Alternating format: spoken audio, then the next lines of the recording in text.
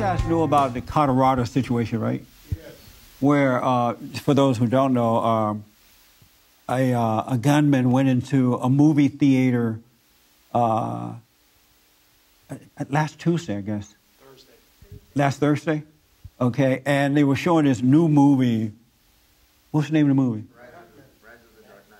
Yeah. Rise of the Dark Knight, whatever. It was a midnight showing, so this guy went in there and just started shooting up people. He broke into, according to the story, he broke into the emergency door. He was all geared up, dressed in black, and just really, you know, he killed, I think, about 12 people were killed and 50 to 60 wounded. 70 people wounded? Yeah, they keep going up.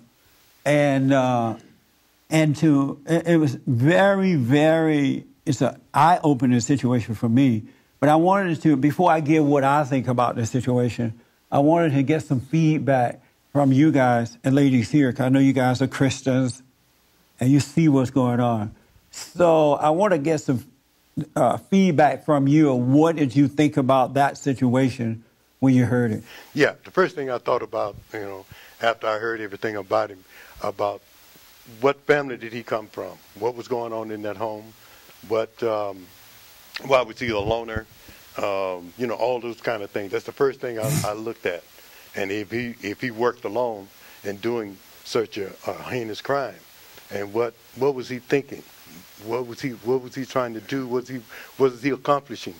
You know. Yeah. And I just left it right there because it speaks for itself. And you wonder, why was he a loner? Yes. A person who spent a lot of time by himself? Yes. Okay. Yes. And I looked at his family. First thing I want to know is if he was a loner, what happened in his home? Yeah. Okay. You know, that's the first thing. And then what group did he get with? Did he think on these things on his by himself? He went to school to be a doctor or whatever the case may be. He couldn't make it. Yeah, he was working on his PhD. Yeah, but evidently he flunked out of that. He dropped from that. So that tells me he had another problem going on. Oh, okay. You know. All right. Yes, sir. I heard a lot of commentary on this, and the one that I most agree with is the simplest one regarding, you know, an inanimate object, being the gun, cannot fire and kill someone by itself. And so why does everybody want to, you know, automatically? Well, Barack Obama and the other Democrats are not jumping to policy and regulation because they're going to lose the election. That's why they're not, as far as I understand. And I'm only reiterating all the commentary I heard.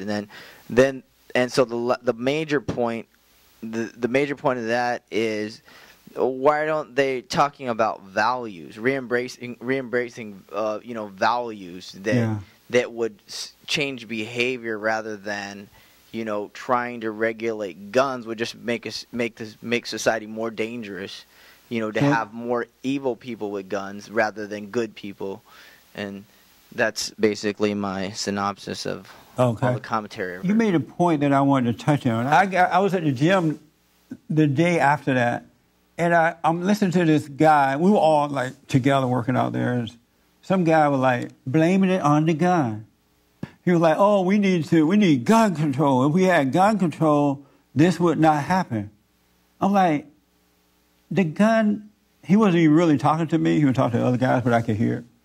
I said, "Man, you sound so silly. The gun didn't do it." Yes, it did. It was the gun's fault.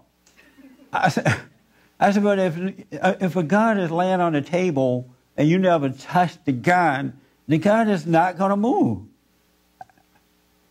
I said, this is crazy, man. It's not the gun's fault. He's like, yes, it is. The same way if you poison yourself, it's the poison's fault. I'm like, so if you don't take the poison, will the poison kill you? He's like, no, but it's still the poison's fault. But he was like convinced that it's the gun's fault. And that's so dumb to me. I don't know how people can believe that kind of way. If you don't touch the gun, if you're shot by a gun, you're going to say, John Doe shot me with a gun, right? The gun is not going to do it.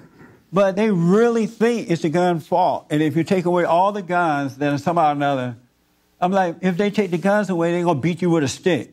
Are you going to blame the stick? But he was like really, really serious about it. I mean, literally serious about it. I said, man, you're just as dumb as they come. And he was a big guy, too. I was a little scared.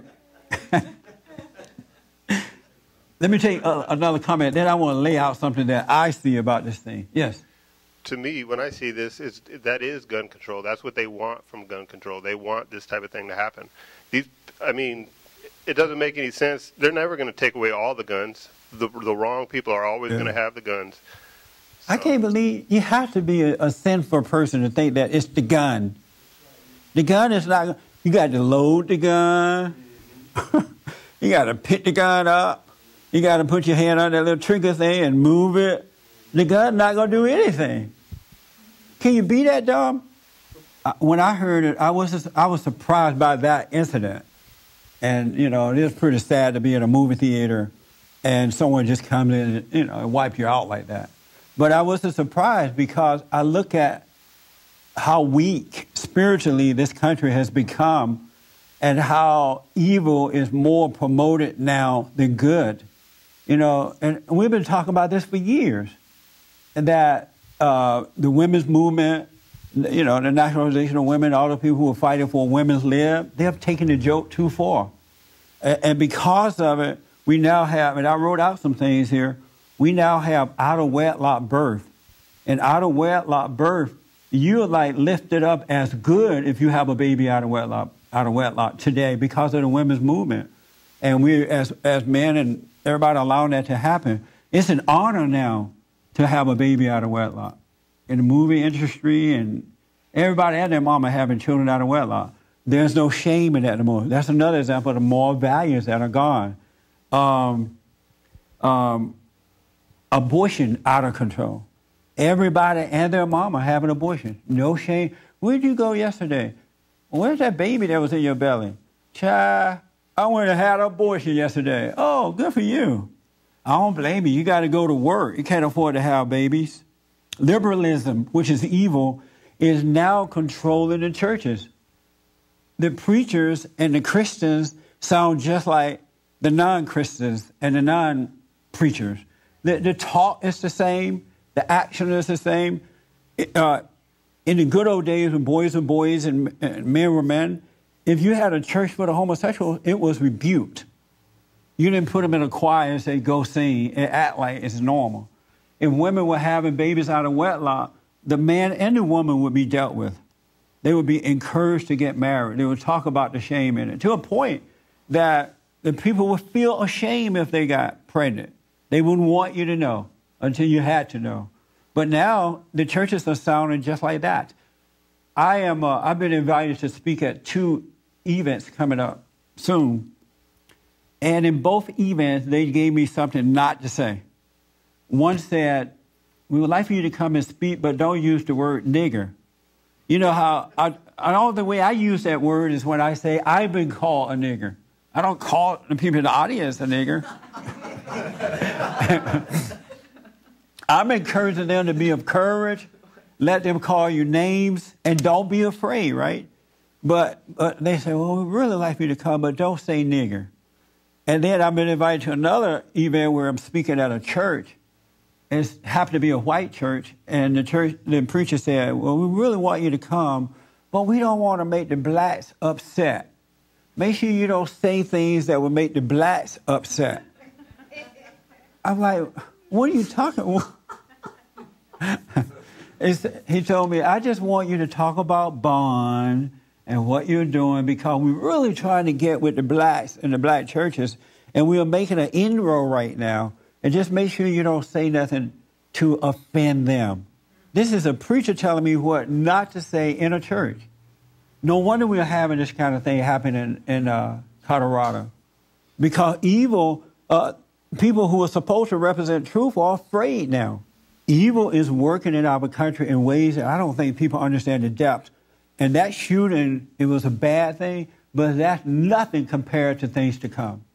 Because just think about it in your own private and personal life. You notice when you turn away from what is right, when you make bad decisions, your life starts to get bad. Things start to not to work out for you. And the more you pull away from what is right, the worse things get. It's in a bigger way like that, too, in the world. When we pull away from truth and for what is right, because you can't help but have evil become stronger and take over. The truth is hated. You tell the truth, you create enemies. You do not create friends. But the okay with that thing, though, if you love what's right, you don't care about losing people who don't love. I don't care if it's family members or friends, your children. You'll let them go because your confidence is in God. You have all that you need, so you don't mind losing that. Judges.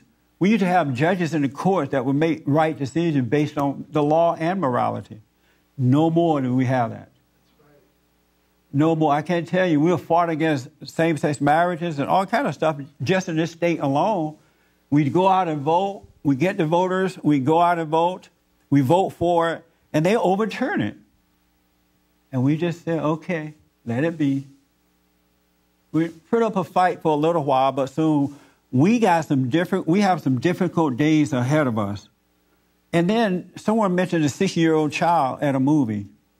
Why would anybody take a 6-year-old child to... That's even worse. Why would any parent take a child to a midnight movie at that age to see that type of movie anyway? Yeah. But we're losing it. We don't have that solid ground that guides us, the light unto our feet anymore. We're literally going with the world right now. For more information or to purchase a copy of this show, visit us on the web at www.bondinfo.org or call 1-800-411-BOND.